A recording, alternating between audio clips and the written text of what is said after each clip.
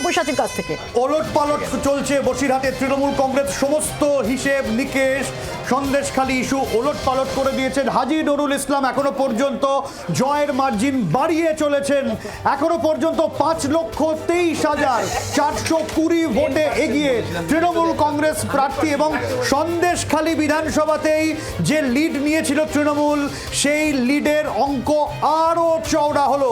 বসিরহাটে এগিয়েই চলেছেন তৃণমূল প্রার্থী হাজী নুরুল ইসলাম মৌপিয়া।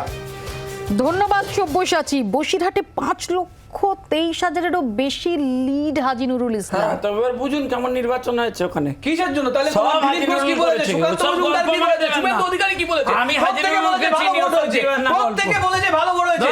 এই তোমাদের সংগঠন নেই, তোমাদের বুঝে লোক দেওয়ার লোক নেই, তোমাদের ষড়যন্ত্র।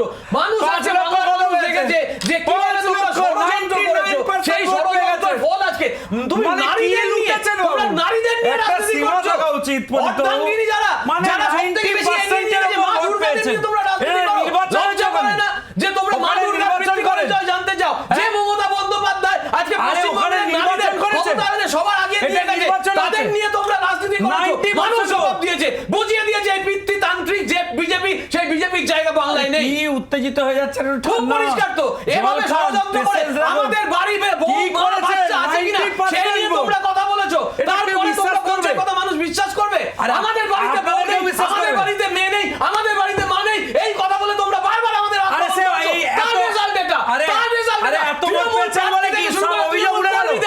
যেভাবে তোমরা